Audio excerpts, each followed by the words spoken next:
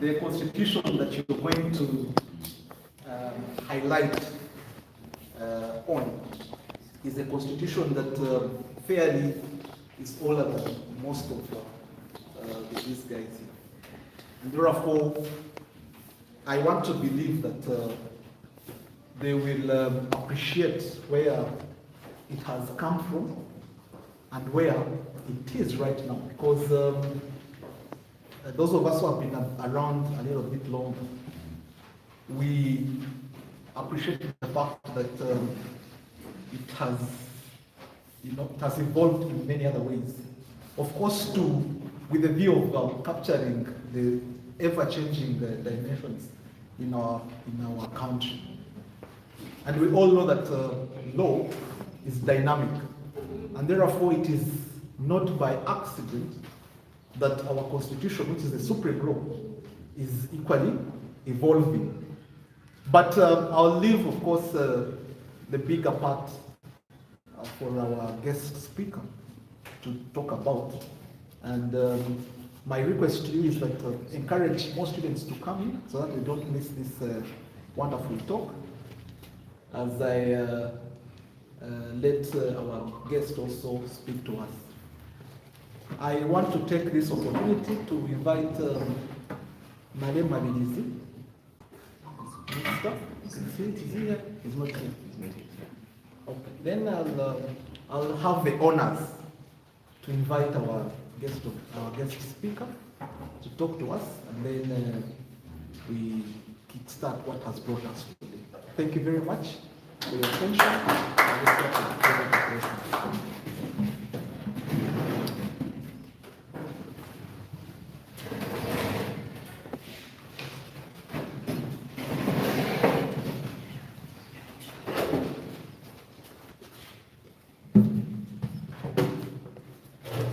Thank you, Head of Department,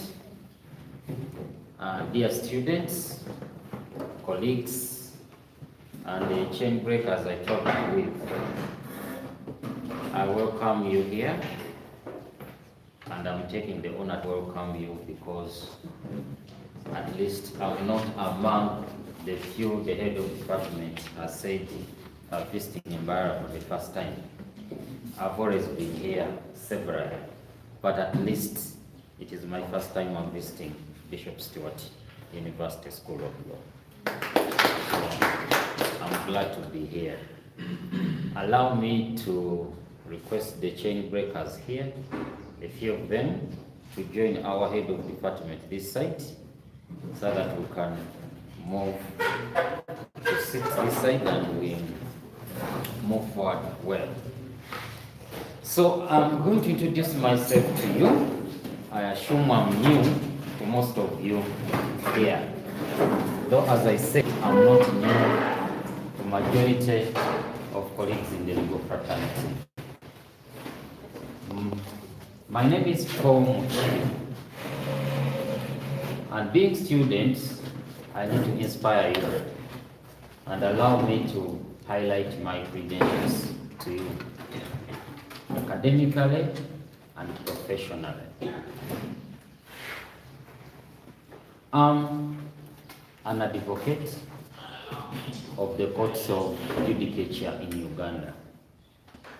That is the High Court and the subordinate courts to it. My academic credentials, I hold a Bachelor of Laws from Makerere University and a postgraduate diploma in legal practice from LDC. I also hold a Master of Laws from Makerere University. I hold a Master's in Business Administration from Uganda Management Institute. I hold a Master's in International Trade Policy and Law from Uganda Matters University. I hold a Master's in Higher Education Management and Administration from Uganda Masters University. I'm a certified CCNA associate, equivalent of diploma in IT from Makerere University. And I'm currently finalizing my LD, Doctorate of Laws, from the University of Western Cape, South Africa. And Professionally, I'll highlight the practical experience as well as academic experience. I've been a lecturer of law for quite long, almost since I left law school. I began my teaching career at Islamic University in Uganda, Kampala campus. I joined LDC as a part-time lecturer. From there, I was elevated to assistant head of subject, still LDC. From there, I was elevated to head of subject. Currently, I'm head of department. And I head the Department of Law Reporting, Research, and Law Reform at LDC. What the department majorly does are three functions. One is law reporting. We have the official report in the country, which is the Uganda law reports. So we publish law reports and high court bulletins. As I talk now, we have just released 4 volumes of high court bulletins from 2019 to 2023. We shall soon be releasing 2024. And very soon we shall be releasing law reports up to 2024. We also do research and publication. We have a journal called the Uganda Law Focus Journal, and I'm an editorial member of it. Then we also do law reform, helping Parliament to come up with legislation. Every bill has to come to LDC to give an opinion, and that work is done in my department. So I'm always in the Legal and Parliamentary Affairs Committee to present LDC views on a particular bill. But the final product is not LDC's Parliament. So don't find a law that has issues and say LDC misadvised. We advise, but we have no power for the final product. The final product remains with Parliament.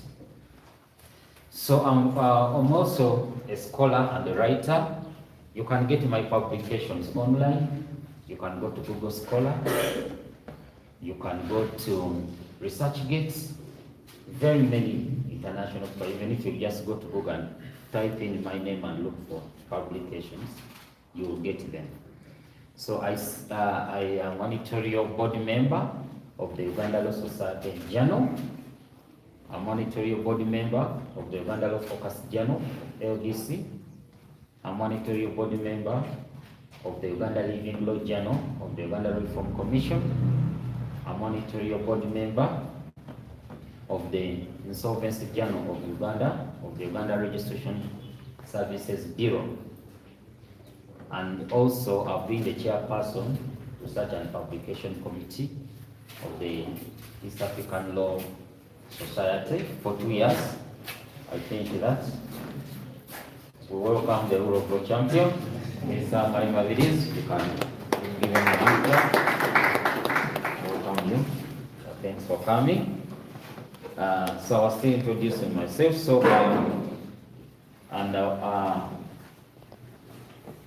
I was giving the editorial boards I sit on, and also sit on the editorial board of Uganda Reports, and I also serve as the secretary of that board. That is at LDC. So that is part of my editorial work I do, in addition to the academic work and the practical work.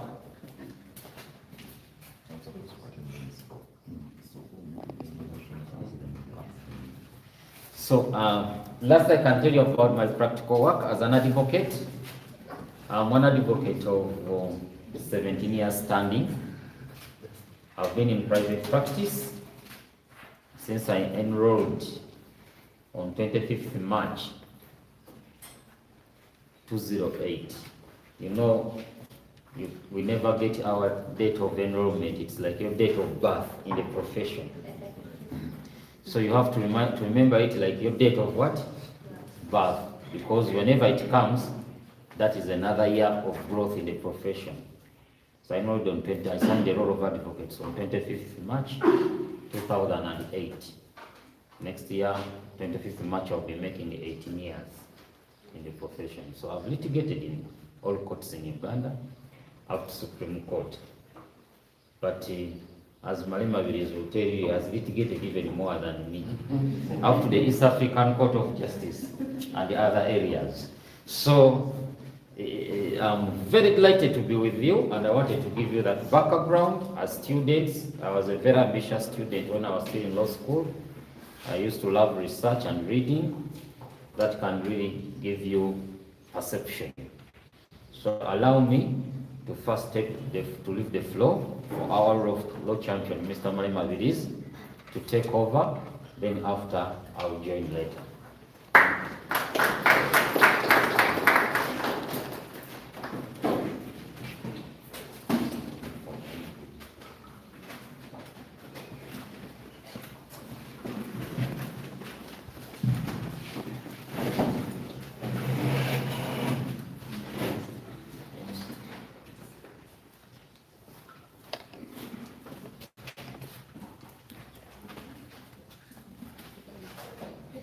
Yes. Thank you, Mbarara. I don't know how they say it. Good morning, people. Mukiibi, are we live on distance? Yes, we are. Okay. That's good. I'm here to cut and raise. See when there is a senior singer. But today is Mukiibi's day. Good morning, people.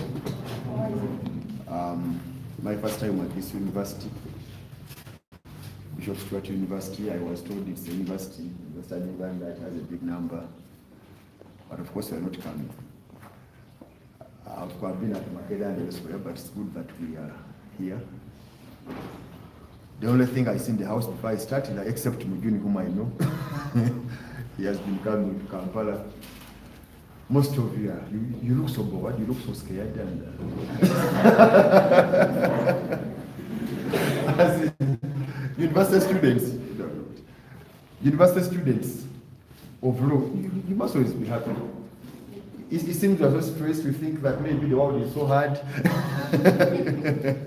So, I mean, we must have an interactive thing today. We are here on the ground. We have come with Mukiibi. Mukiibi is aspiring for the Judicial Service Commission position. You are not voters, right? But our point is, when we read the Constitution, when you bring my Constitution, the Judicial Service Commission has to be a link between the public and the judiciary. I'm going to explain later when I do my curtain raising why countries do it like that. So we have come for they call him Professor Mukiibi's guest lecture at this university. The good thing about it that this is an up-country university.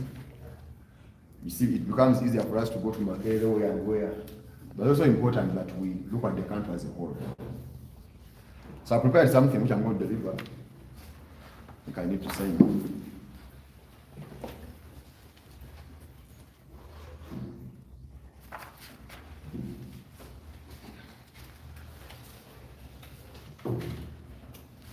So the title, as presented, as it was advertised, is that 30 years of the 1995 Uganda Constitution, the Internal Constitution of Uganda, that is 95 to 2025, the Judicial Service Commission and the unfinished struggle for judicial accountability in Uganda.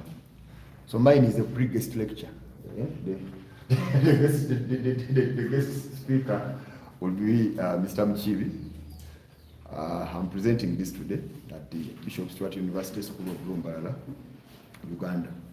I prefer that maybe you keep noting because I'm going to be citing authorities. I may not tell you where they are found, but you have to go and find out. So the theme is Judicial Service Commission and unfinished struggle with judicial accountability. So on 8th October, that was, today is Friday, Wednesday. That is a year back. Now, 8th October 2024, a year back, I presented a paper at Mbarara University at the invitation of Dr. Usinje Kagumba. That paper was titled, "The Place of the Law and the lawyers in the struggle for freedom and democracy in Uganda. Now, the timing is important because this is the independence period. So last year we were at Mbarara University for an independence lecture on rule of law. Today we are in Mbarara. Now, when I was traveling in the past with my assistants here, there was an argument whether colonialists should have state owned or not. So we argued a lot. I don't remember who won. We are three, I don't know. I didn't take a vote. But the opinion was divided. Some people are saying the whites ought to have state. Others are saying let them go. But this week on 8th of October, that's the Wednesday, 2025, we had again another argument in the High Court of Uganda. That's in respect of Criminal Division Session Case number 335/2025. That is Uganda versus Kiza Besige and two others. Now the question was whether the General Court Martial was better than Judge Baguma Emmanuel. It is an interesting argument. But those in favor argued that at least the court martial under Freeman Mugabe let the prisoners to speak, but prevented them from speaking. But anyway, Besige and I reported the Baguma to Judicial Service Commission. So when we talk about Judicial Service Commission and its role, that's how important it is. That a judge who is handling your case in a way you don't like, you drag him to the Service Commission. And Besige told him, I want you removed from office. So because I want you removed from office is why I want you to get out of my case. Because clearly there is animosity. I want you dismissed from your job. How do you now give me justice? So the two of us dragged Baguma to the Service Commission. Now, this being my first time to stand before you at this law school, and myself not being an academic, Mr. Mukiibi is an academic. For me, I'm not an academic. I've never lectured law. I once taught economics when I was in first year and second year.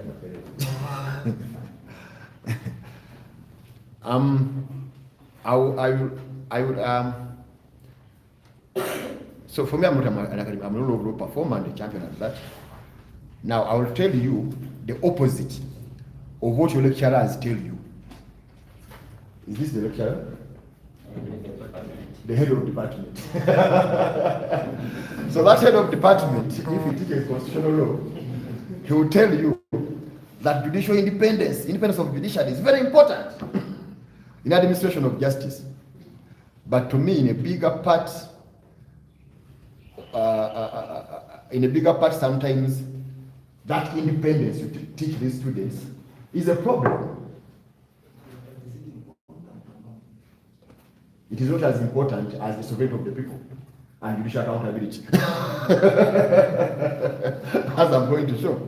But I'm relying on a former European Union judge. He's called Thomas Vaughan. This judge said, I've put the citation there.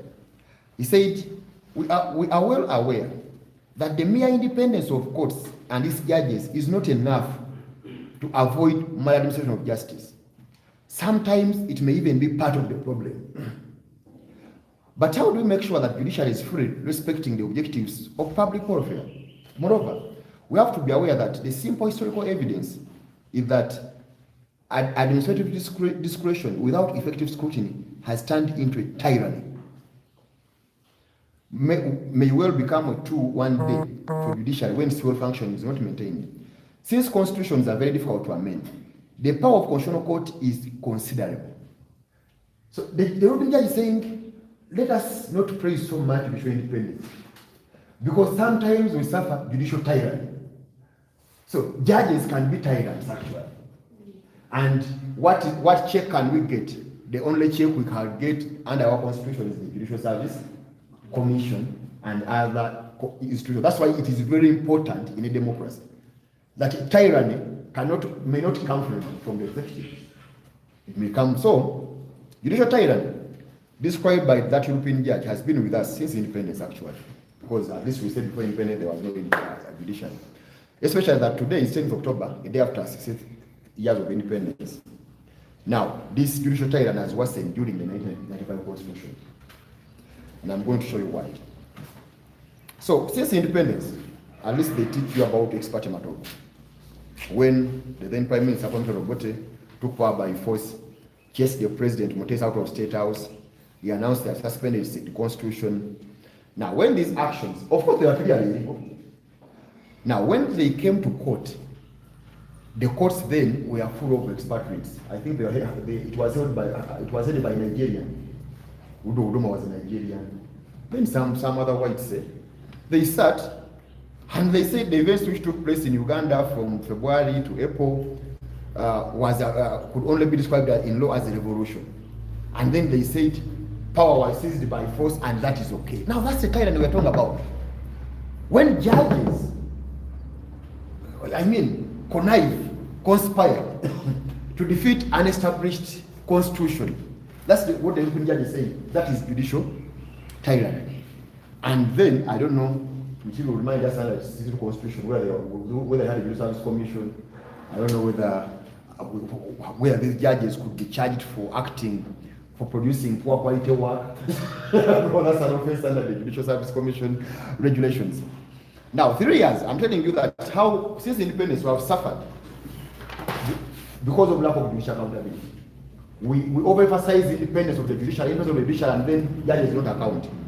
Now, 3 years down that decision, the effects came. Some of you, I think, has everybody read the age limit case of Mbarara? Have you? Maybe you just read some of this. I want to go and read the decision. I think it's about 800 pages. You can read Justice Kakuru. At page 49, when you get Justice Kakuru's judgment, he brings out the chronology of those events and he tells you that because violence had been, judicial tyranny had led us into violence as a means, the result was taking over Obote in 1971.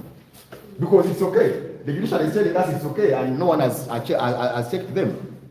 Now, from Obote, we go to Amin.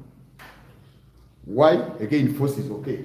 Why are we there? The point I'm making is that we are not where we are in the rule of law jungle simply because of politicians. No. We are there because of the lawyers who dress as judges and they meet tyranny on the citizens. So the second effect was Amin. Amin comes because violence is okay. Amin commanded the violence at Rubida and elsewhere. The court said Amin was right to do that.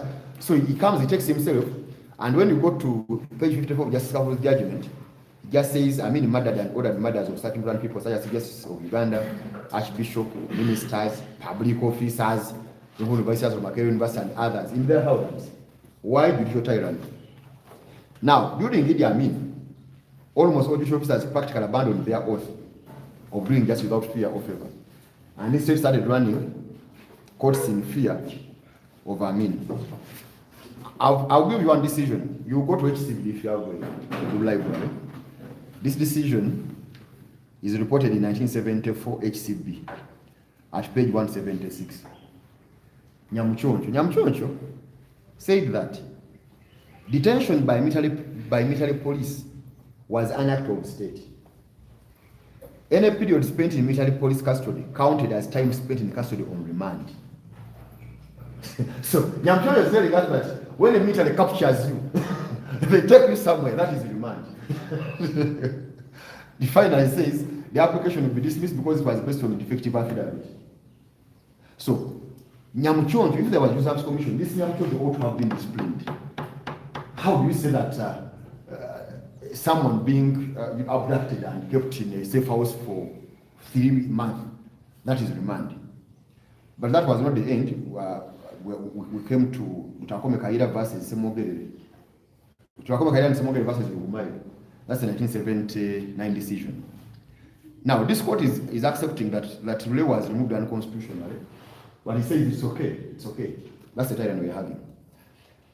Now, when you go to page 62, Justice Kakuru's judgment, he brings out the effects of the 1979 fake decision.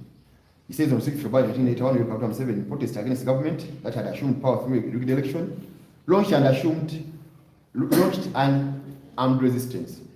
It is estimated that over 500 Ugandans lost their lives. Many lost their properties and livelihoods. So there is no doubt that had the court stood ground and did not meet tyranny, and ordered for reinstatement of President Rule, this would have happened because the courts would have been understood to be working. Now, when courts meet tyranny, the citizens react. Now, we start the elections, the fake elections, 2001, basically sues. And what is this court saying? Again, these judges now are sitting. I think now I'm in the 1994 Constitution. I think 6 years now. 96 to 2001. 5 years, 6 years. 95 to 2001. Yes, we come 2001 basically. Odoki says the petitioner adduced the evidence of one polling station called in Kungu where she found a monitor for the station had been tied by UPDF soldiers. The intimidation of agents and supporters extended to abduction, arrest, causing injury, death. But he all of a sudden made a U-turn by saying it was not unconstitutional or illegal to deploy UPDF to assist in maintaining security. That's the tyranny of the judges under our constitution. Although it would have been questioned if there has been a torture, how do you say that it was okay? Then we had the sound voice of Oda. He dissented. He said, evidence has proved that PPU, most of you are young, it was called Presidential Protection Unit. It has now gone to SFC. Now, evidence has proved that PPU utilized the petitioner supporters, struck terror in the minds of petitioner supporters by intimidation, harassment, arrest, detention, and torture. It was impossible to hold a free and fair election where PPU operated. Article 209 do not, in my view, permit internal maintenance of peace, security or other order of the EPDF. So that the EPDF were a source of security, insecurity for the petitioner supporters. Now, the main similarity between the Uganda 2000 presidential election and what we're discussing, what we have gone through there is that the elite presidential force, PPU, has now transformed into what? A command. Now, another important aspect brought out by Oda is the intention of violence, which these judges have kept on uphold. 66 they uphold, 2001 they uphold. Oda said, he said that the intention of violence is to strike terror in the minds of opposers by intimidation, harassment, detention, and torture. Now, the actions of SFC were how to utilize pursuit of opposers. So, utilize people intentionally. And the judges are saying, so what? That's the time we're talking about. Now, we got the fruits. When you say 2001, it's okay. 2005, they come. Black Mamba. Because violence is okay. So 2005, the High Court grants bail. They said you will not leave. They almost slapped judges. And the Uganda Constitutional Petition number 18 of 2005, that is Attorney General versus Uganda Law Society. That's where the Black Mamba is discussed. So the tyranny is keeping on increasing. Now 2006, as Oda warned, it was now clear there was a precedent that you can do violence and still go on. We went through the same thing. But Odoki now comes back. His tyranny is now haunting him. He says, we are constrained to comment on the continued involvement of security forces in the conduct of elections where they committed acts of intimidation, violence, and partisan harassment. They told it to him in 2001 that you man, you are creating a problem. He did not hear. Again, he said, this time we had Sekoko. He said, I can foresee the possibility of an incumbent, someone carrying user agents, to employ the same tactics, malpractices, or modified malpractices, but similar previous, in order to win, because that thing was done previously and was accepted as proper by the Supreme Court of Uganda. So we come to March 2007, exactly 1 month after the delivery, because the judgment was delayed. They gave us some and then they placed. So 1 month after the delivery of full judgment, you can read the basic verses Attorney General, Constitutional Petition number 7, 2007. Now the Black Mamba was now in a revised mode. This time they had even got t-shirts named Black Mamba. Now they were very organized. Why? Because it's okay to, even in 2006 they had approved it that it works. Our judiciary, when you read that case, what did they do? This time now they went on strike. I don't know if the judiciary can go on strike. But the judiciary of Benjamin Odoki, but I'm told he was absent. Lady Justice Chikonyogo actually was there. They sat there, they announced a strike, countrywide strike. In one interview where Odoki was interviewed, he said, had I been here, there wouldn't have been a strike. But the problem, I was abroad. And I understand then there was no WhatsApp where maybe the deputy could ask him. So, in 2011, you people, instead of an election petition, basically never participated. He now went to walk to work. Because the judges are tyrants. So if judges are tyrants, why don't we do our things? You go and look for East African Court of Justice reference number 2 of 2011. East African Court dealt with walk to work. Although I didn't agree with their reasoning. Actually, their reasoning is now panitorium. They rejected some evidence which was actually admissible. But East African Court has finally resolved that. 2016, what I'm showing you that the confidence of the people, because the judges have been tyrants and no question has been asked. Now people are losing confidence. We come to Mbabazi versus Museveni in 2016. This man only got 1.43%, irrespective of the fairness of the election. Now he was the petitioner. The real man never came. But again, this court came and said presence of the police or army is lawful. 2016 is lawful. We are called upon. General Katumba Amara, the CDF, explained the role of UPDF. Now, what's the UPDF in the election? But because the courts abuse their power and declare so, people think it's okay. Now, from there, we'll go 2017. 2016, they are saying violence is okay. 2017, age limit. What happens? I don't know, but violence in HD, I think. You dress safe, you get people like this, you put them in a suit, let them have their guns, let them march, let them beat everyone. Now, that is the 2017. So that shows you that the point I'm making that the Judicial Service Commission must bolster judicial accountability, because when judicial accountability collapses, everything collapses. Now recently, that is in the political arena, those things you know. But again, we have judges now. We have Sekana Musa. He's a judge. He has been used to orchestrate judicial tyranny. 2 decisions, they are on record, you can check them. And then, because this is a university, we don't expect you to read the book pamphlets and then answer. Otherwise, you shall cause us problems in practice. The university must be open and analyze your things, and I think that's what lecturers do. They have to analyze your capacity to think outside the box. So you can read the Sekana's 2 decisions. The first decision is High Court Civil Division Minister Application 843, 2021. Our region versus Malema Bidis. It is called ruling number 2. He has 2 rulings. Now, ruling number 2, that's why he imprisoned me for 18 months. But in number 2, there's something he says. He says, however stupid or useless an order may appear, it must be obeyed. This is the country of laws, not men. The respondent should be arrested and imprisoned for a period of 18 months. So, you see, I'm a lawyer, Sekana is a lawyer. That's what I told that. I said that ULS, like lawyers versus lawyers. But now this lawyer is telling me, a lawyer, that I should obey stupid orders.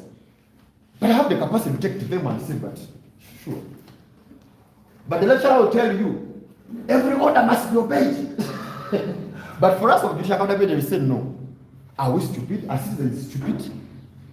Can citizens see that actually this order is, I think it was Speaker Kadaga who said, Kavmad issued a stupid order, which stopped Parliament from investigating, was it handshake? Yes. So Sekana said, we should obey stupid orders. But judicial accountability does not allow this.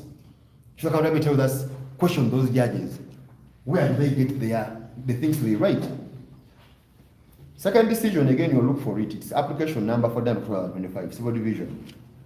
It is Mugisha versus Semakade.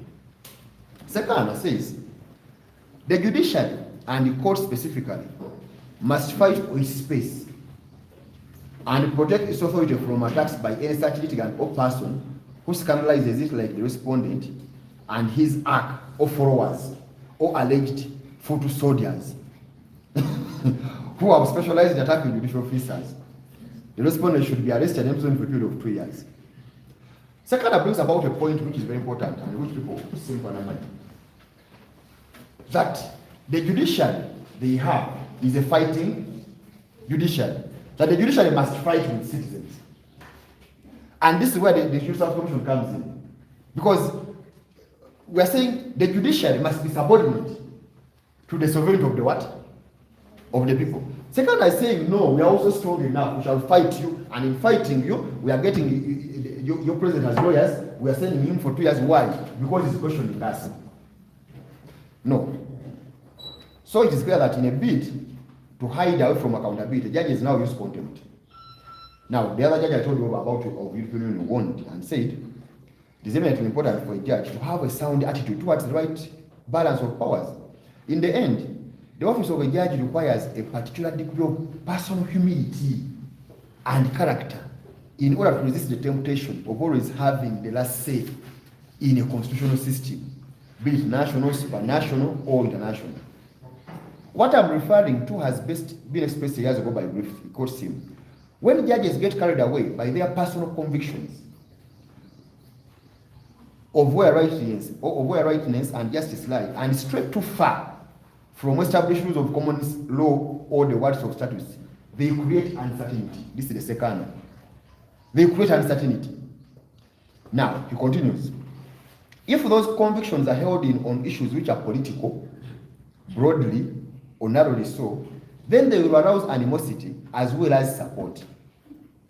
And if the political issues are serious and large, as are those of industrial relations, judicial pronouncements begin to lose their authority and their legitimacy.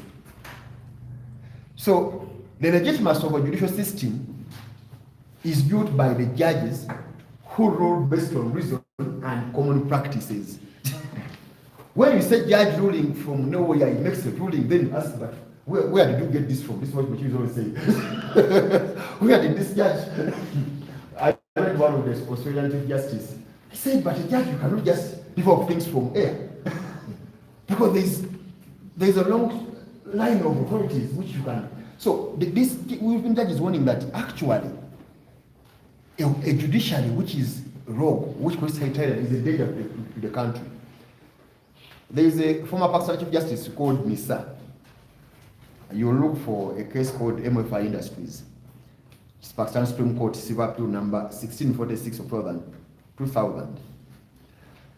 This judge, he quoted Justice Shogod Marshall. Shogod Marshall was a judge of the Supreme Court of the United States of America. Shogod Marshall said that the greatest scourge and angry heaven ever inflicted upon an ungrateful and a sinning people was an ignorant, a corrupt, and independent judiciary. He's saying that actually everything can die, but not the what? How do you make that balance? By making this judiciary accountable to the people. How are they accountable? By having a strong judicial service commission. Now, Nisa also continued and said that a judiciary which lacks courage to do justice without fear or favor is biased, suffers from the vice of self-interest, is tardy, indolent, and incompetent, and has no urge, will, passion, ability to decide the cases before it's expeditiously. It falls in the romance of aggrandizement and populism and a danger to state and the society. So the framers of the Constitution wanted to avert this thing. If you have judges who are rogue and they go astray, remember we protect them. We give them vehicles, we give them body touch, we cannot even slap him. Because if you don't protect them, a lot of citizens will handle them. They find in the back, they say, I have to tell me how did you decide my case. But because they have a bodyguard, now, when judges become dangerous, you people, citizens take charge of their country. So the judges must know that they are not the only solution, actually. You can read the case of Justice Kalpana. It's an interesting Kenyan case. The Deputy Chief Justice was was challenging some issues about her tenure. It is Court of Appeals, Paper number 2016, it's a Kenyan case, Court of Appeal. This court said, in exercise of their sovereign power, the people of Kenya can do virtually anything they wish, including abolishing the judiciary as an institution. Yes. Because under Article 1, we are the sovereign authority. So this question is saying the people can abolish the judiciary as an institution and invest its role in another institution. Because if you are saying this word judiciary is becoming useless to us, we can sit tomorrow and say, for you, to Agobye, we are going to create our elders. Now, these elders will sit and determine our what? Our disputes.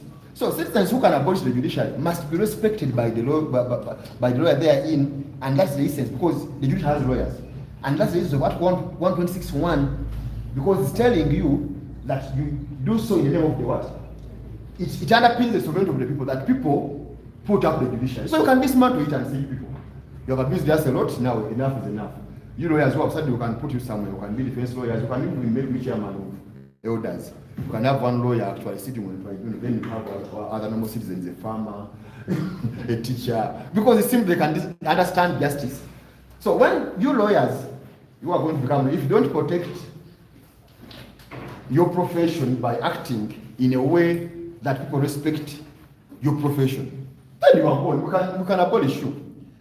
Justice Odoki was the chairperson of the Constitutional Commission, 95 Constitution. I don't know if you have read his book. His book is The Search for National Consensus, the Making of the National Constitution. Now, it states at page 334 of that book. In a democratic society, the judiciary plays a leading role as a custodian of the Constitution, a guardian, basic human rights and the freedoms, and a promoter of the rule of law. The Constitutional Commission found that people were concerned about injustice and discrimination in the administration of justice brought about by corruption, bribery, and sympathy towards the rich. The people alleged that justice was being bought as a commodity. They lamented the free nature of the law. So the people, the sovereign people, they have, even before that, they had their concerns. So Mukiibi will tell us how those concerns been answered. The fear they told the Dutch Commission of justice being sold as a commodity in the market. Now, if they have persisted, would I be wrong to say that it's time for us to see how we exercise our sovereign power? Should we abolish you or not? But again, it's not all lost. A judge cannot hide under the independence from public scrutiny. I don't know how many people have read Nachibuli, out of University Nachibuli, you law students. None. You have smartphones, you have everything. I mean, it's no longer time of going to the library, sit there, then go take a law report, go to the photocopy. Why haven't you read Nachibuli versus Aboriginal versus Nachibuli? You what's saying? Yes, why haven't you read Nachibuli? Because you think independence of judiciary is very important. You can read Nachibuli. Who has read Nachibuli? Mujuni, have you read Nachibuli? Siva Kampala. But on a serious note, to go and read Nachibuli, Aboriginal versus Nachibuli, Constitutional Appeal number 2016. That decision is very important in judicial accountability. It protects the Judicial Service Commission. Nachibuli, is she a registrar or she has retired? Yes. She sat in a case, a sensitive case involving Dr. Chinyingi. She issued a warrant of attachment. A lawyer wrote a letter complaining about a warrant of attachment. Without any due process, without any, hearing parties, he recorded that warrant of attachment. So the things which were to be attached, what was it? Cement. The property to be attached actually went, because this woman sat under. Now, Nachibuli was dragged to the Service Commission, but please investigate. This conduct need investigation. Now, naturally said,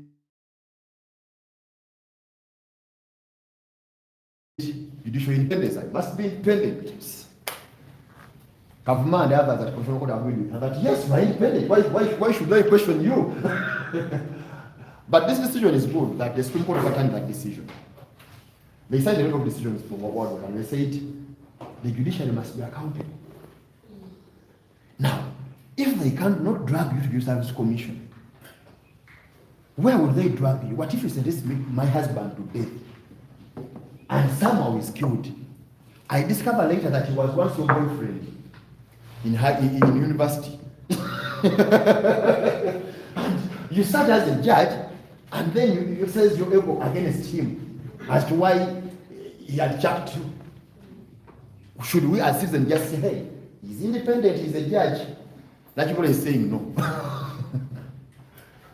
When you read Justice, I don't know if Mr. Mukiibi have read Justice Tumwesi, his decision in Naturally.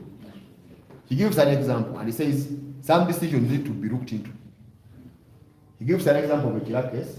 Chira, a vehicle was stolen from a house at night. The woman reported, they tracked the vehicle, they found it at Lamo, crossing to South Sudan. The man was very big. They arrest the man, and they bring him back to Chira. They charge him with some offenses, theft of the car, what and what. This magistrate, first of all, reduced the charge, because he has powers under magistrate court to reduce the charge.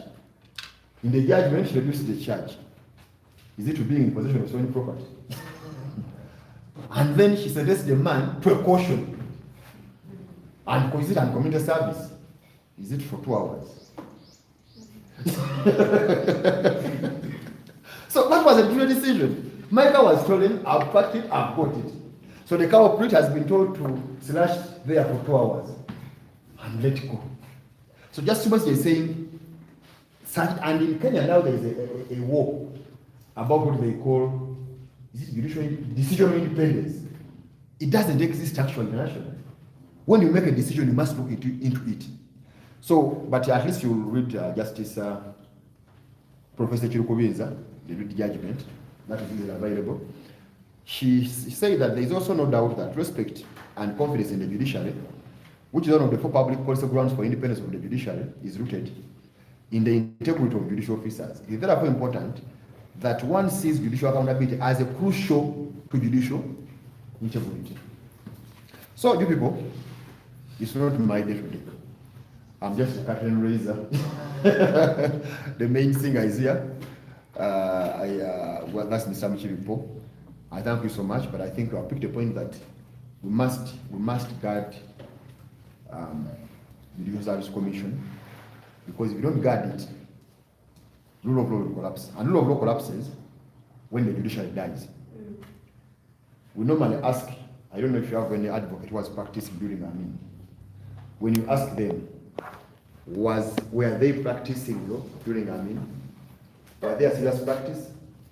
They will tell you no. Why? When people lose trust in the courts where you sit, they will hire gunmen. During Amin and what you could just hire a gunman. My land was robbed, you hire a gunman, give him 2 million, in case of them, or even choose one, they will stop turning back. Then they bring him back again, they say, but who killed you? You know, you better and then it ends. In the short while, you are going to get money, but in the end, the country as a whole is going to collapse, and before you know, we shall be in situations like Sudan and many other places where rule has collapsed. So you have a duty to do so. You as those students, for us, you are going to die, you are going to be incapacitated, you are going to go many places, but just know that in some TV, cutting you good deal.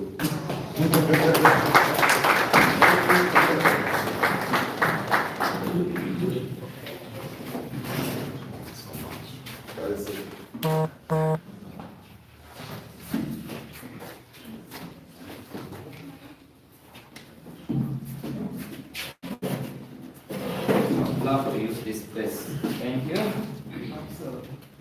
Allow me to Yes. release it, please. But in the audience, I have counsel. whom I'll ask to speak on as I entertain the other meeting. But we welcome you. Thank you very much. Mr. Male, we will have a discussion. I definitely don't agree with you. Of course, I came here not as a lecturer. As a man in trenches.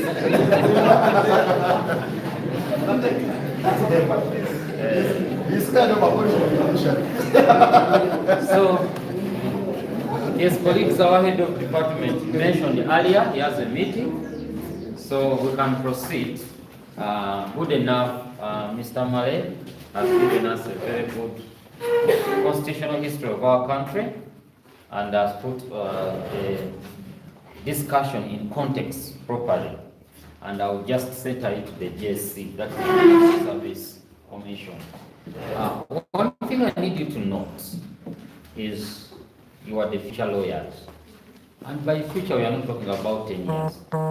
We may not even be talking about 5 years. Some of you are in 4th year, others are in 3rd year, others are in 2nd year. Is that true? Very soon, you will cross from the school to the bar, some probably to the bench, and you will see practically what Mr. Murray has been talking about. Practically. You file a case, land grabbers have come to the site.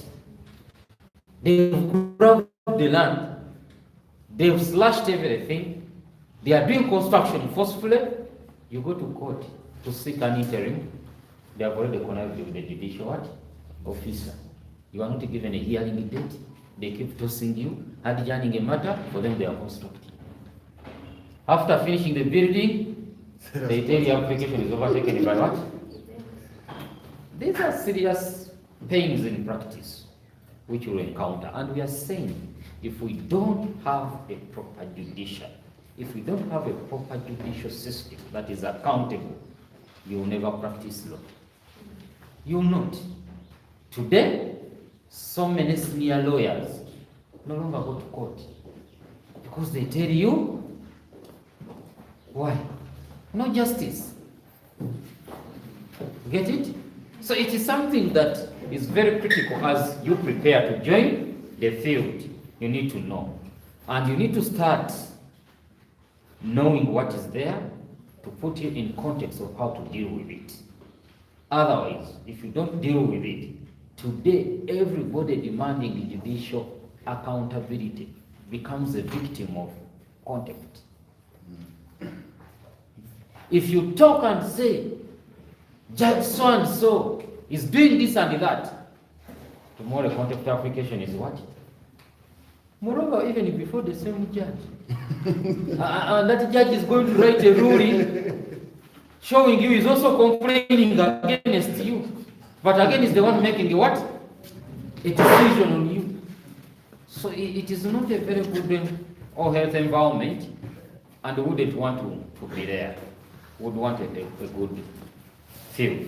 So as we go on, colleagues, I'll just highlight briefly, as Mr. Malai said, our constitution was promulgated on 8th October 1995. Today is 10th. It has already made 30 since promulgation. As the head mentioned here in his remarks, it is older than you, at least you, students, because most of you are below 30 years. So for it, it is 30 years. It has had a few amendments, which also may be something not good for us, or something that is retarding its purpose of promulgation. But our history, as Mr. Malai said, has been characterized by, so far, 4 constitutions. We had the independence, 62. We had the 66 pigeonhole. Some scholars don't want to believe that that was a constitution. But it was also what? A constitution, which was so short-lived. Then you went into the Republican 67 what? Constitution. It also didn't take much long time, and we ushered it into time of decrease, 71, when we were under the leadership of the Field Marshal. And from there we went without a constitution. for so many years, until 1993 when we got the CA delegates elected and they started sitting down to hash down the idea of having a constitution which later crystallized into the 1995 what? Constitution we have now. So you can see where we are coming from, and the question which will be very critical today: we have a constitution in place, fine, but we have the spirit of constitutionalism. Those two are serious issues. You can have a constitution without a spirit of, it is a very serious concern, and we shall see that as we move on. So when we talk about the 1995 Constitution and the unfinished business of the Judicial Service Commission, it puts us into context. What does this Constitution talk about the JSC? If you look at the current Constitution, Article 146 introduces the Judicial Service what? Commission, which is headed by the chairperson, deputized by the vice and the other members. And something critical about it is that there was a shift from the former JSC we had prior to the 1995 Constitution. The other one, the composition was always chaired by the CJ and deputized either by the DCJ or PJ. Now, when we entered into the 95 Constitution, that was removed to have the CJ, DCJ, or chairperson as any of them being a member of the JSC because of obvious reasons. These were the high-ranking officers in the judiciary. As you know, CJ is number 1, DCJ is number 2, PJ is number 3. Then we go to Justice of Supreme Court, etc. Now, there was always a challenge that these being the head of the institution, they could easily have issues and concerns with those they are leading. And appearing before them sometimes could cause natural problems. And there were some series of complaints. And when ushered into the Constitution, that was removed and said, no, we don't need any of the leaders. Because now, who would, if you have a complaint against the CJ and you take it to the JSC, who is going to handle when the CJ is the chair? It is a concern. So, we had to create a chairperson being a full-time. He's on full-time, he's the only one on full-time in the commission. And should not be a CJ, DCJ, or PJ. The question, as Mr. Murray has put it, has that brought results? That would be the critical question. Do we have now results by changing that composition as the Constitution tried to cure? I will not go so much into reading the functions of the JSC, but they are under 146 of the Constitution. I hope you are readers. I told you, with law, you cannot deal away with reading. You need to what? To read, because you cannot be informed if you don't read. But one critical thing I want to mention, among the members of the JSC, includes 2 advocates nominated by the Uganda Law Society. I'm repeating this. Among the members of the JSC, there are 2 advocates nominated by the Uganda Law Society.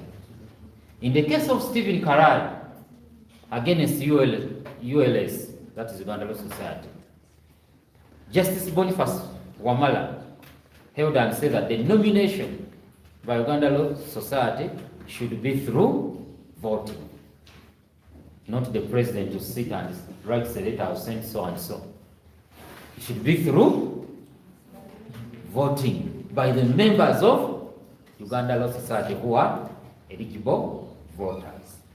And that's why you see us now in the campaign among the membership to vote.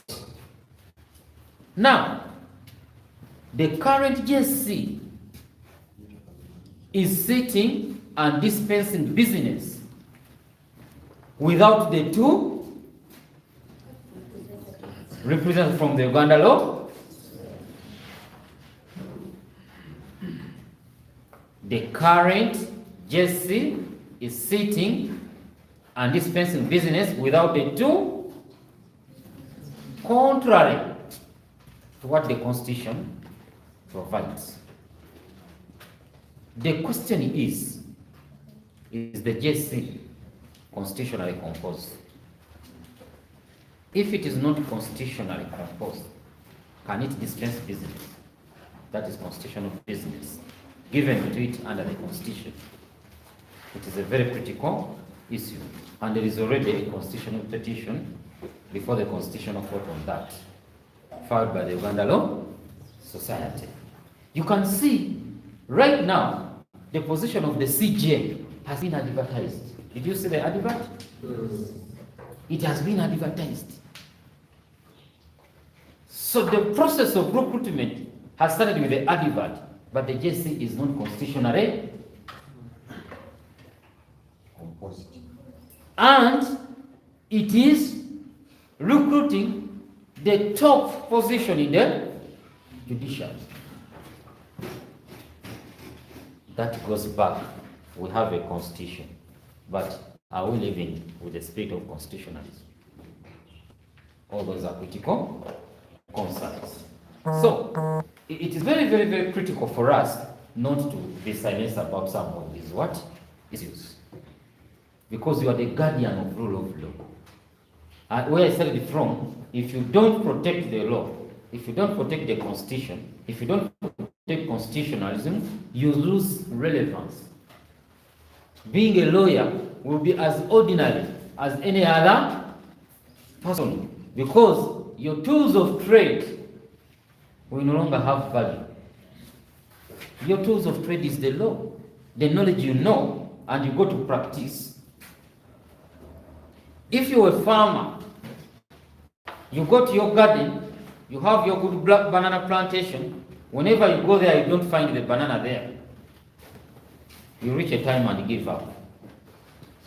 Whatever you do is stolen and taken away. So why am I still continuing with this business? The same applies to a lawyer. You will soon lose relevance of being a lawyer if the law is defined in this order, that business can move normal as if nothing is wrong. Yet we all see there is a what? A problem. And we are all quiet not to demand judicial accountability for some of these issues. Or when we demand judicial accountability, then the judiciary applies judicial tyranny to silence everyone. It is our duty to protect the Constitution. It is your duty to protect. Otherwise, you don't have a future in what you are studying here. If you are in a state of lawlessness. Are we together? So, we must understand and appreciate the genesis of judicial accountability. It is something very critical. Now, the Constitution entrusted Parliament to enact a law to operationalize the functions of the Judicial Service Commission.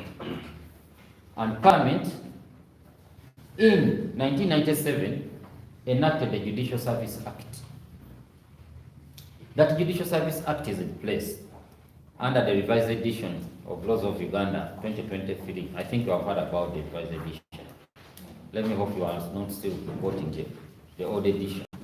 2023 is now chapterized as 87. It's cap 87. That's the Judicial Service what? Act. And that act also operationalizes the mandate given to the JSC under the Constitution. And it's a very critical legislation in as far as functions and duties of the JSC are concerned. Now, in all aspects under the Judicial Service Act, under the Constitution, judicial accountability is a critical issue of all judicial officers. Mr. Members has cited the decision of Attorney General against Nachibule Gladys Seka. That is the Constitutional Appeal number 2 of 2016. It has highlighted properly the concept of judicial what? Accountability and what it means. There is a very big difference between decisional independence and judicial what? Accountability. And some judicial officers confuse the two. When they are demanded to account, they think you are interfering with their decisional independence. The two are not the same. Just like today, there is a confusion. Somebody advised the JSC that it can continue business even without the two members of what? ULS, for reason that they have the quorum. The quorum is 7. They have the quorum. And that is a very shallow advice. I add a very shallow legal advice. Quorum and composition are not the same. Actually, the Constitution doesn't give us quorum. The Constitution gives us composition. So the constitutional mandate is the composition, not the quorum. So if somebody gives legal advice to say that you can do business because you have the quorum, yet you don't have the composition under the law, that is shallow legal advice. The two are not the same. And the constitutional command is the composition. So, we are having a bigger problem there. Can the current JSC, without members of ULS, proceed to advise the president on appointment of a CJ? You know, when the advert came out, the following day, another public notice came out, saying that, oh, yes, we advertise, but there is one who is still substantially in office. I think there was someone. Advert, I think some people had interpreted it to mean that now the office is what? And I think somebody was threatened a lot. So a notice had to come clarify, my office is not yet what? Vacant. But soon it will become what? Vacant. That's why the process has now what? Started. So the concern is 30 years of the 1995 Constitution. Are we defeating the Constitution or we are upholding the what? There's something that pains me more to see that the guardians, the people supposed to be the guardian of the Constitution, are the ones again defying the Constitution. For all intents and purposes, the Attorney General ought to advise government on the status of the current JSC and how, whether it can discharge business or what, or not, vis-a-vis the constitutional command. The chairperson, the vice, these are all judges of the High Court. So we can have no presumption that they don't know the law. They are lawyers, they are advocates, they are now judicial officers. They know.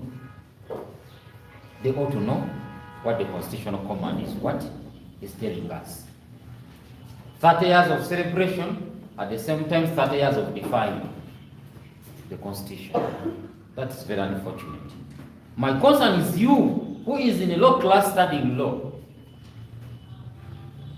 Will you have pride to practice the law if it is being abused this way. And that's what he has told you. Today somebody comes with a gun, they grab your land. They even advise you go to court. They are the ones who tell you, you go to court for us to have taken over. They even pray for you that should you win, we shall reward you. They are grabbers. But they are telling you, even if you go to court, you shall not. And the truth is that you never win.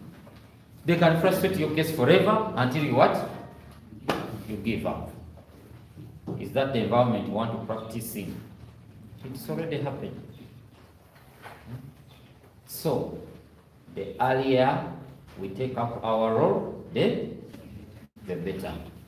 Otherwise, the future may not be good for what? For us, if situations continue the way they are moving. So, there is a very critical concern that in the composition of the GSC, we have also representative of lay people. The essence was to have the public near this commission, to hear the voice of the public. Because at the end of the day, justice is being administered in the name of and for Article 126, Clause 1 of the Constitution is emphatic on that. In these campaigns, I cannot tell you how many messages I get from ordinary litigants, even I don't know, reporting with me cases of judicial misconduct.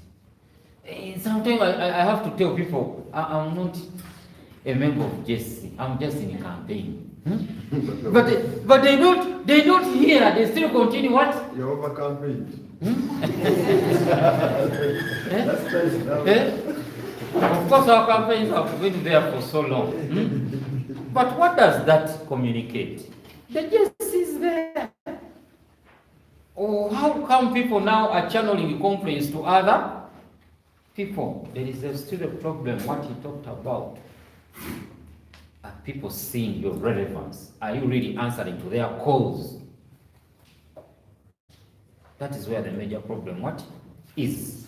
So, we have to contextualize this issue and understand that the intention of the Constitution was to create serious accountability to the JSC. I mean to the judiciary through JSC. And the concern is, where are we?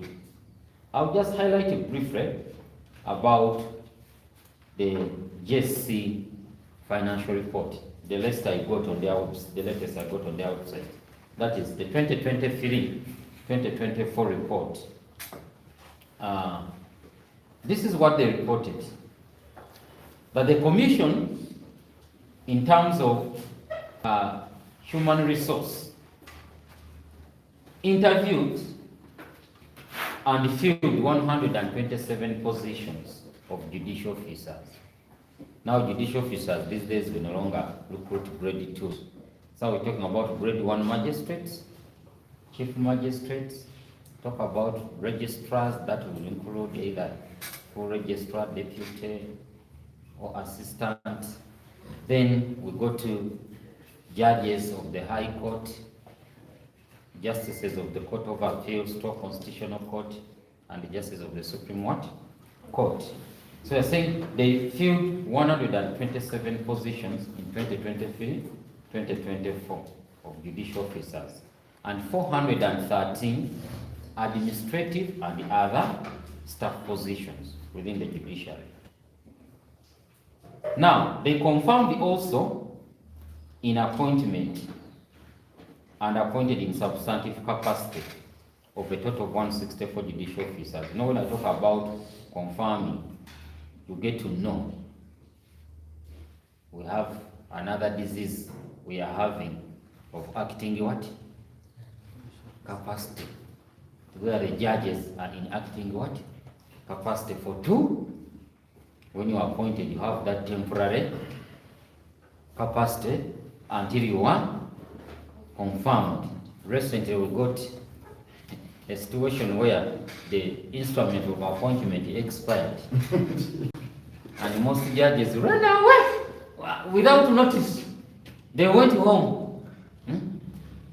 Just like recently we've been with the same issue with the IGG.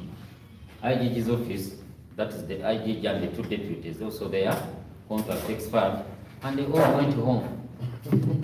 The office has been what? Vacant. So now, as court goers, we are going to court to appear before some judges. You reach there, the judge is not around. You ask the clerk what is happening.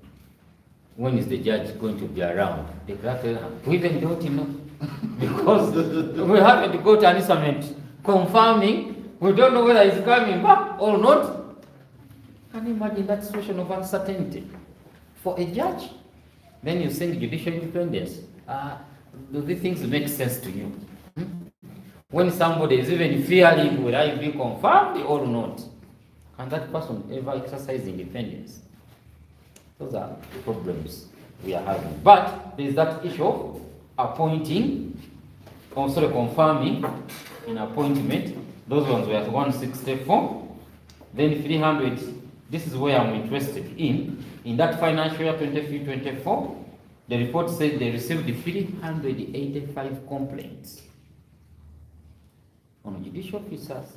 380. Now those are the people that have capacity to come and lodge complaints. There are those complaints that people just have on the village.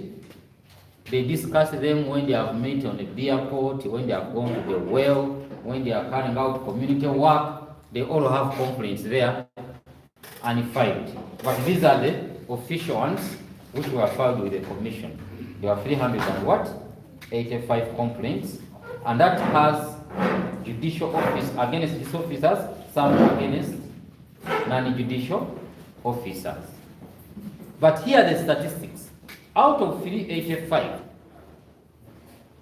110 cases were concluded out of 385, meaning the biggest percentage was not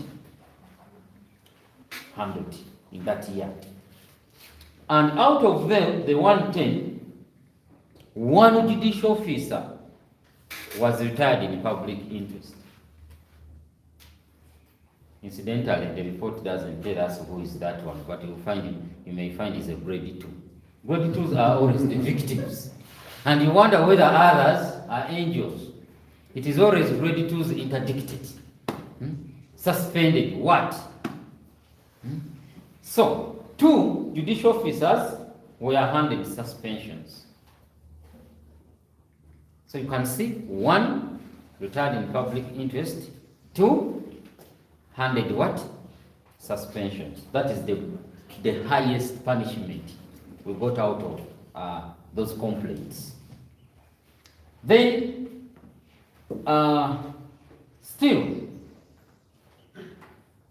by the end of that financial year 2023-2024, that was in June 2024, they had recruited, dozens of new judges, justices, and magistrates, including 2 Supreme Court justices, 3 justices of the Court of Appeal, 11 High Court judges, and 93 Grade 1 magistrates. That is in terms of human resource as judicial officers. Now you can see that there is an effort to increase on the number of judicial officers. But again, the question is whether the increment coincides with the population growth and the demand for judicial officers. You have a high court here at Mbarara. The last record I know, it had 2 judges. I don't know whether you have more. But the last I know there were 2 judges. I think currently it's Justice Alan Ponshime and also the recently one who is still in acting capacity, Justice Kafuz, Kwemara Kafuz. Those are the 2 I know. judges at Mbarara, unless there is anything else. But if you go and find out the statistics of the cases at Mbarara High Court and the judges they have, you can just wonder yourself whether justice can ever be rendered in what? In time. I'm using example of a court in here. But this is the problem we find else. Masaka region, this very year, lawyers went on what? Strike. Why were they striking? Did you follow? Masaka is not very far from you. Do you know why the lawyers went on strike? Why? Who can tell us? Lawyers, you are learning friends. You must follow events happening in the legal what? Fraternity to be afraid. Why were they on strike? The Masaka High Court said it alone has over 4,000 cases in terms of backlog, followed by Mbarara. Masaka was added more judges, but it's not yet solved. But Mbarara as of now still has only 2 judges. And the Masaka has how many? Actually, the reason for the strike was that Masaka has about, the High Court was running about 8 districts or something, but had only one who was just recently appointed. One judge entertaining more than 4,000 cases because their resident judge had gone on study leave for over almost a year. He's studying. The people are seeking for justice, they don't have what? But even if there were 2 as it is now, and those 2 do anything on more than 4,000 cases. So these are some of the concerns we are talking about, and we see, ask ourselves whether people can ever achieve what? Justice, because this is the starting point for case backlog. But again, what's more painful is to find even the few ones you have, there is a lot of judicial laziness. Most of them are always absent, out of the country, adjourning here and there. And the concern is Judicial Service Commission. What are the key performance indicators you have for these judges? Why should Judge X in certain court render 100 decisions in a financial year, fully heard and concluded, and Judge Y in another X cannot even give you results of 10 cases in a full financial what? Yeah, and you still keep quiet about that? Do we have judicial accountability? Are these people questioned for laziness? Do we investigate to see why cases are not being handled, are not being finished in time? If we do investigate, what mechanisms do we put in place to ensure that these judges do perform? We are in a situation where being a judicial officer has become more economical than serving the what? The people. With the enactment of the Administration of Judiciary Act, Administration of Justice Act of 2010, Judiciary Act actually, 2010. Have you heard about that AJA law? Have you heard about it? Administration of Judiciary Act 2010. They read it. You need to look at it. What did they do about it? You need to look at it. Take note. That legislation has given some fruits to the judiciary. One of it is the life pension, that even when you retire, you are still earning as if you are still active in what? Employment. I know there is a constitutional petition that was filed to challenge that. Why should the law treat judges differently from other public what? Servants. Retirement, you should be benefiting from, you should get a retirement package and maybe benefit from your pension, which was either mandatory contribution or operationalized by an act of parliament. But here is a law telling us that if a judge retires, he will still be paid monthly, as if he's active in what? So you are paying one who is serving and also paying one who is, and this is all taxpayers what? So one retired is doing no business, but is receiving what? Then you will file a petition to the Constitutional Court, and it's going to be heard by the judges who are also benefiting from that law. You see, some of the things I think would need either regional courts or sub-regional courts, but not our own courts. Because those who are going to hear the matter also want that command. So what decision are they going to give us? And the practice of even delaying to dispose of some of those constitutional matters already speaks volumes. Matters of urgency. The law was enacted in 2010, 2020. Petitions filed there and then. In 2025, no hearing has been conducted. So these are all issues that cause so many questions and pressing us much to demand for accountability.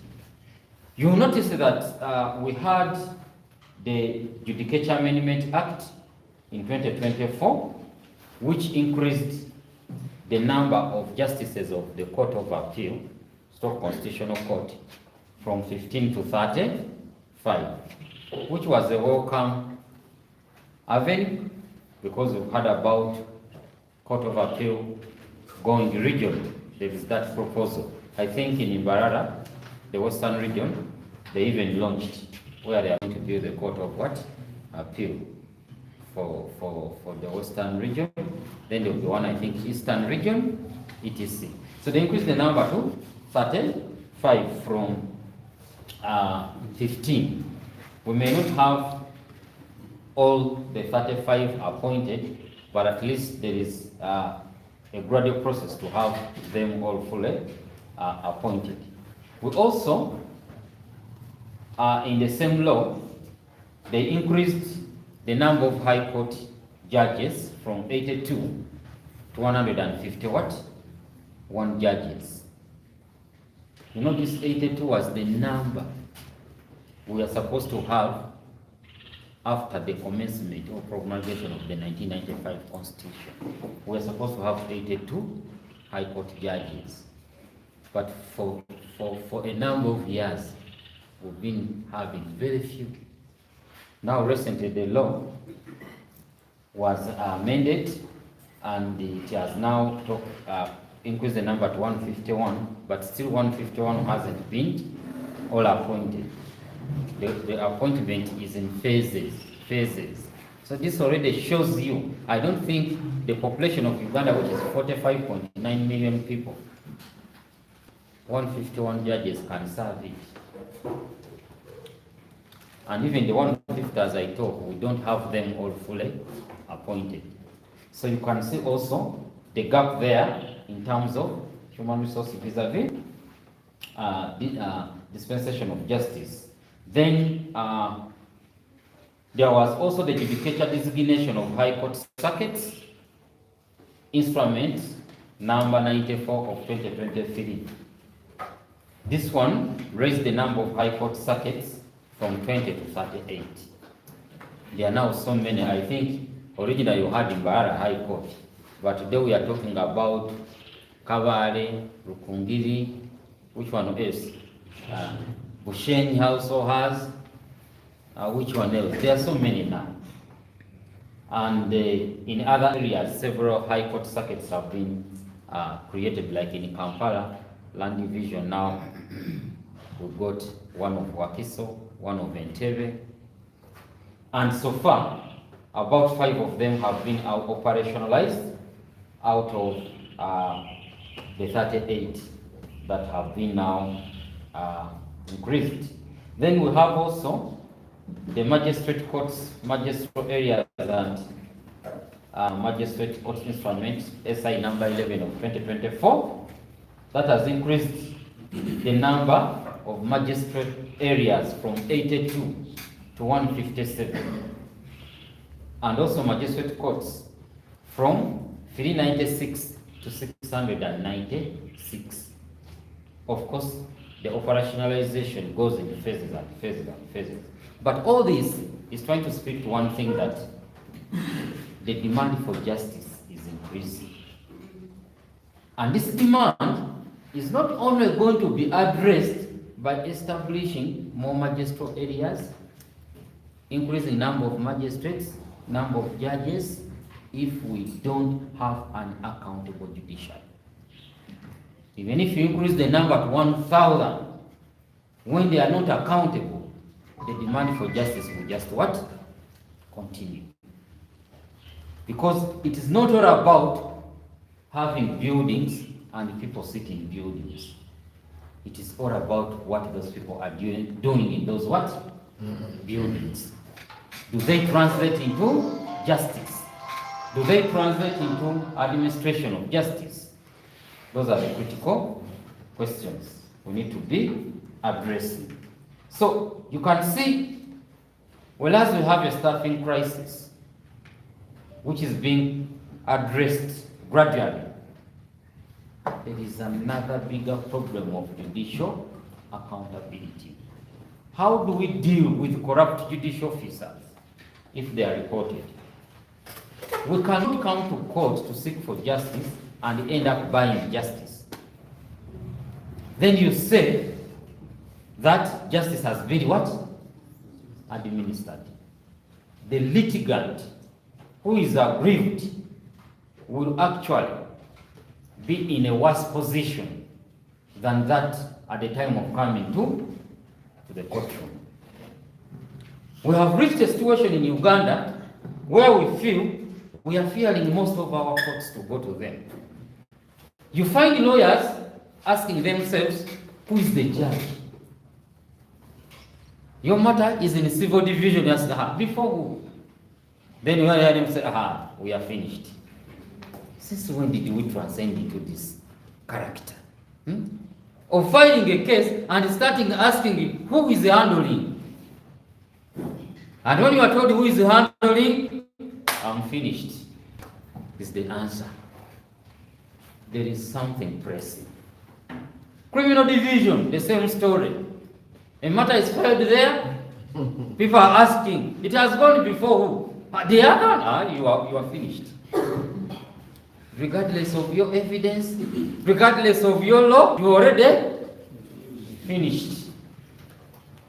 This speaks volume.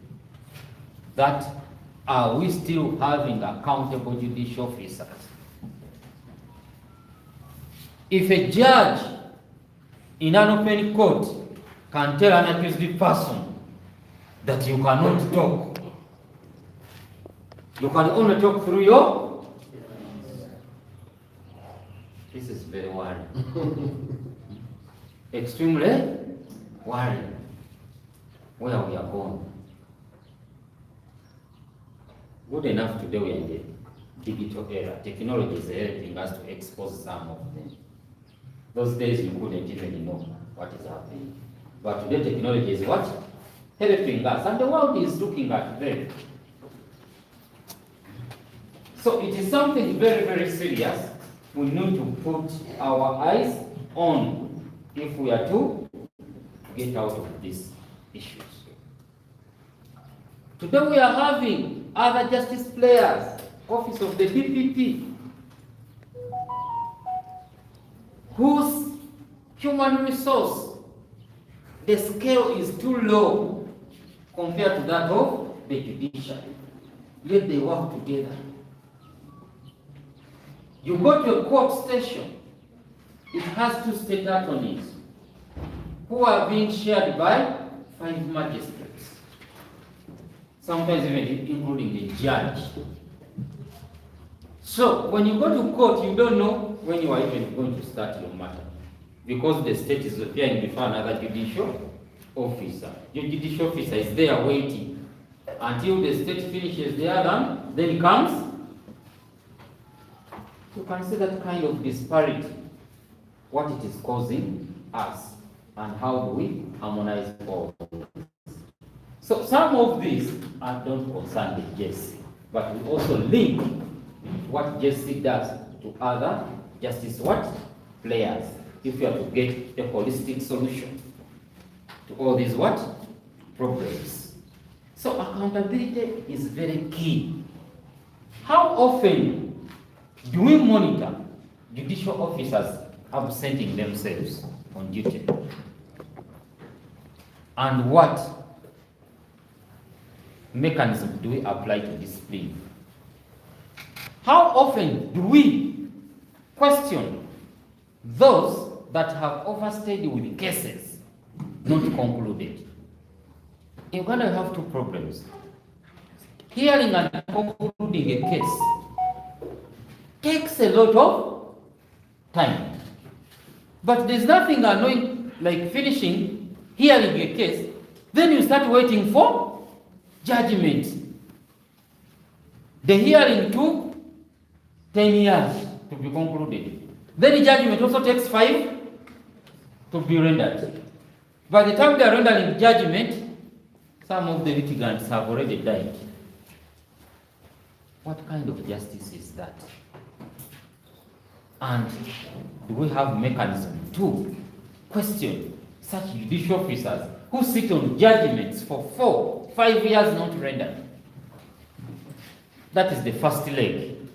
The second leg, the quality of decisions rendered, where you get a magistrate disrespecting a decision of a high court or a decision of court of appeal without even giving reason. Which reason is valid in law? Where you have high court judges disregarding decisions of court of appeal and Supreme Court. Where you have court of appeal disregarding decisions of Supreme Court without giving us clear reasons embedded under the law. That becomes a very serious issue.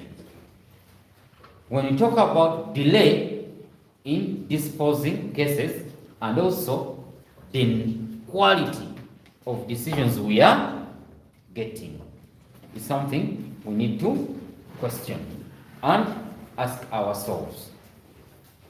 Today, if a case is filed in court and that case is not moving, what lawyers do is to start to complain. Sometimes when the litigants themselves start complaining. And the complaint mechanisms are several. Some will start by complaining to the judge himself handling or herself.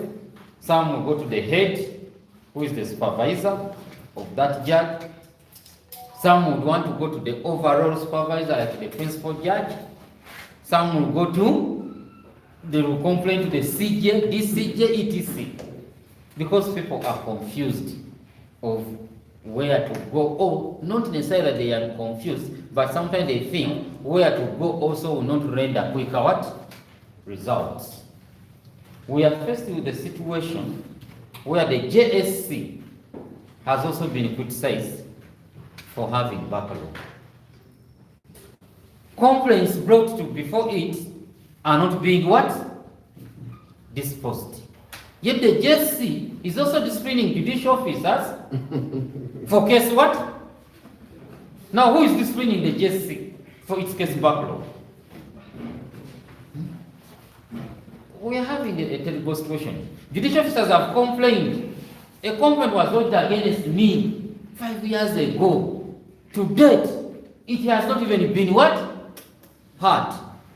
Whenever I apply for promotion, they cite I have a complaint pending, which they are not hearing, they are not determining. But more the same JSC is going to summon a judicial officer on a complaint for delaying to deliver justice. But it's also faced with the same what? You can see the level of confusion we are in. It's very, very serious and wanting. So the public is questioning, where should we else go?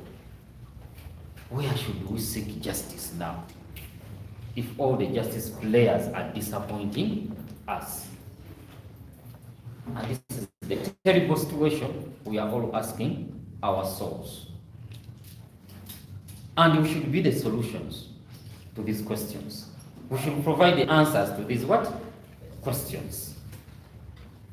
We are having a situation where the JSC has a recruitment process that can never be understood by the public.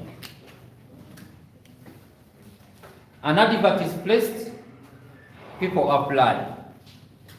When they apply, they never get any feedback thereafter. Shortlist is done, they are not on the shortlist, and there is no communication. Why they didn't meet the what? The shortlist. Others go for interview. They never know their scores. They even don't know whether they passed or they failed. What they only know is that I need to go through because my name didn't come out. As to whether he or she failed the interview, that is left to the JSC. The applicant, the participant, never gets to what? To know. The interviews conducted are in closed rooms. The public never gets to know that Mr. Mujuni is a candidate being interviewed. And he follows how Mujuni is submitting to the questions presented before the commission. How does Mujuni convince the commission that is the right what? Candidate. How Mujuni takes us through his track record, benefiting him to be in that position. We never get to know all that. What we got to know, what we only get is the final published list that these are the people that have been what? Appointed. How they are appointed, it's none of the public's business. We even have, I think, section 16 under the Judicial Service Act, which allows the vetting process to be separate. Can you imagine? Of a public office. The vetting is done in what? Secrecy. What are we hiding? This should be transparent, opening to the public to know. That case of Njala, Simon, is it Simon Njala? And the Legal Brains Trust against the AG, that was challenging that section 16. Why is the vetting process done in secrecy? And this is the other problem I say, taking cases to already beneficiaries of what you are challenging. The beneficiaries are very fast to safeguard what they are benefiting from. And they will legalize it to move on the way it is. So, this is all causing a challenge. And the public is asking today, should we get foreign judges to take over? Have ours failed? We have ever had that system. Mr. Malaz taking us back to the Saudi Udoma. Those were not Ugandan what? Judges. They have ever also been here. So should we go back to that policy? Have ours totally failed? Why are they failing? What is the problem? These are things we need to address. And some of the concerns are very simple. State interference, lack of decision independence, where you get a lot of influence before you make a decision, corruption, incompetence in appointments or recruitment. These are all the concerns. There's nothing else. A judge comes on the bench and he has never even cannot appreciate the civil procedure rules. And they are the rules of the game. But when you read the decision and see the analysis of the law, you stay confused even more. But it's the man to give you a decision. So it's like you're going for an operation before a doctor who is also not convinced that he can carry out an what? Operation. But goes ahead and carries what? Who bears the highest risk between the doctor and the patient? It's the patient. So the justice seekers, still even the courtroom, bear the highest what? Risk. More reason we must demand for judicial what? Accountability. So, learning colleagues, these are realities happening. A few comparative analysis you can look at in South Africa, for instance. The recruitment process of judges or judicial officer is done transparently and also allows public participation. The interviews are televised. The public follows to see that they are getting the right people. Nobody knows these people more than the public. We know what they have been going through. If we see Mr. Mabiri is vying for the position of a high court judge, and on the village, everybody is crying that he has finished our wives, it is these people who are going to tell you that don't bring him alone. Because of this what? Reason. But today we have judicial officers who are bringing their wives, concubines, girlfriends. They are all being brought in the judiciary. The entire family is in the what? And you wonder the criterion we are using. What criterion is that? So can we see whether these people, let us see how your family is so blessed to be the only one. Let us at least be satisfied with that by allowing an open and transparent what? Process of recruitment. Let us see whether really your family is the only blessed what? Family. You don't want us to go there. Then tomorrow you tell us you have competent people. And the results we are getting are negative. In Kenya, how are they doing it? Kenya also allows public participation. Interviews, even the public is allowed to submit any complaint about any candidate to guide the Judicial Service Commission. Because in most cases, the JC doesn't know these people. It's the public that knows them what? Better. But now you want to exclude the public and say you are going to get the right people. It's going to be very, very hard. So, we are saying that, can we benchmark practices from elsewhere if you want really to have an accountable judiciary? Can we adopt transparent mechanisms? Can we institutionalize public participation such that the public can come and give us views? Can we create durable public records to know the performance of Justice Mabiri as a judge ever since he was appointed?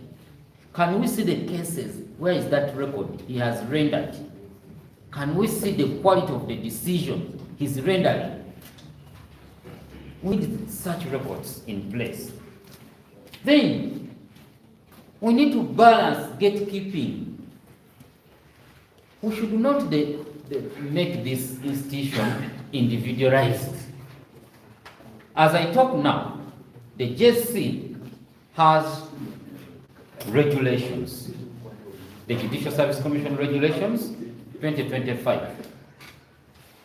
These regulations have caused a bigger problem. Incidentally, they came at the peak when ULS is campaigning or having campaigns to nominate its representatives to JSC. Now these regulations were hurried made, which create a search and appointment committee. A search and appointment committee is composed of about 4 to 5 members, but its quorum is 2. And those members are the executive appointees. ULS members are not among them. Can you imagine? So the Constitution created a clear safeguard by giving you a clear composition and membership. Then you make regulations to defeat the Constitution. Then you celebrate 30 years of Constitution, which you are defeating by mere regulations. This is a serious issue. We need to present. I'm glad that these regulations are also before the Constitutional Court. And let's pray that the Constitutional Court hears the matter and also gives a legally sound decision. We need to clarify criteria and strengthen merits. Over and again, we've had judges who are less performers, less quality decisions being promoted at a very fast rate, and those ones rendering justice in terms of quality and also in terms of quantity are sidelined. You stay on the same level forever until you retire. Those ones who are doing what we don't understand every day are rising. So does that motivate you as a learner? Does the system motivate you to learn law? And I hope after this lecture I'm not going to run away from law class. You should just start fighting to ensure that you create a better environment. Because when you run away, whom do you leave the problem with? People who have stood in the way to demand accountability and safeguard the rule of law have all either been slapped with the contempt or served. Mr. Mbarara served 18 months for demanding what? Accountability. The present ULS is now in exile for demanding what? 2 years. Accountability, and he has a conviction of 2 years waiting. So you can see where we are heading. And some of you now will fear to demand because you say Mbarara served 18, how many will I serve? If I'm also cool. If you fear, or if you all fear, the profession is gone. It has gone completely. Right now, we are practicing under frustration, but at least we have the profession. So let's fight for the best practice. Let us fight to have, there are things that can easily be handled. How can a habeas application matter filed in High Court, which is urgent in nature, take a month before getting a hearing date? In other jurisdictions, such applications, with the technology we have today, the judiciary has already launched ECMIS since 1st March 2022. We have digitized and we have also digitalized. We are soon starting automation. And after automation, we shall have full digital transformation. Because digital transformation has 3 stages. Digitizing first, then you digitalize and automate. We have left digitization, we have digitalized, we are soon automating. We have few video conferencing facilities ongoing. Now, those facilities should be tracked. When you automate, once an application for habeas corpus has been filed in court, the system signals a red flag to any judicial officer in that court that it is an urgent what? Application filed. When an application for an interim order has been filed, the system should automatically signal a red flag to every judge in the division. There is an application for interim order. It is urgent, fix it. That's how we have to use technology. So what are we using our technology for? For scanning and uploading documents? Then after uploading, people are inside the cells. Are they seeing the justice? You talk about HMSA, we can file online. After filing online, what happens? Has the justice been rendered? We should look at the final product of rendering justice, using the technological tools we have to ensure that we have efficiency. The duty of demanding judicial accountability is not only for an advocate in practice, it's not only for the student, but also even the member of the public. It is all our duty. We are very far. The 30 years of the Constitution, a few cases Mr. Murray has taken us through, and others have not really shown us good results.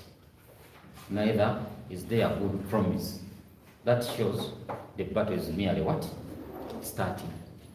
If you see today the bar changing to radicalism, that is a revolution coming. Radicalizing the bar, create resilience and demand results. That is the radical new bar. So this is a struggle we all have to make. If we don't make it, we shall have degrees, we shall become lawyers, we shall become advocates, but less productive today. Society. Even when you see today, it is even common. A litigant has a problem in a land office. He will not go to a lawyer. He will go to a land broker. Because the land broker will easily enter and see the registrar, give him money, goes with the results. The lawyer is going to go to office, write letters, start following. The registrar wants money, doesn't want letters. So now the public knows where results are coming. Are you aware that today lawyers have left land office and they are sending brokers to get results? So you see how your work is being consumed by non-professionals. Because the system is dying. To go to land office, you can't say registrar. You can't properly conduct a search. When a broker goes there in 2 hours, has results. Everything. So now, in the public, is the lawyer important or is the broker who is important? Because the public wants results. Doesn't want to know the degrees you have. They want to see how those degrees convert into reality. Not to tell people, I'm a professor, I'm a doctor. Where are the results? So this land broker who delivers results will get a lot of what? Business. And you die with your degrees without any what? Business. So we must fight and safeguard. It is inevitable today. It is us to save for our profession, to fight for it, and the starting point is to create an accountable judiciary. If we don't create that, we shall lose it. I thank you.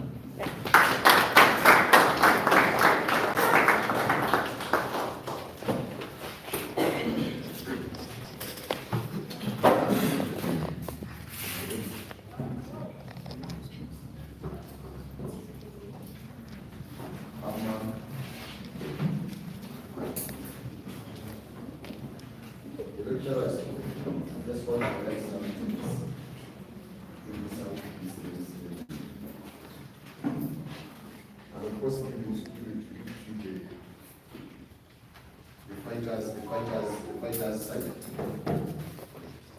Mr. Mukiibi is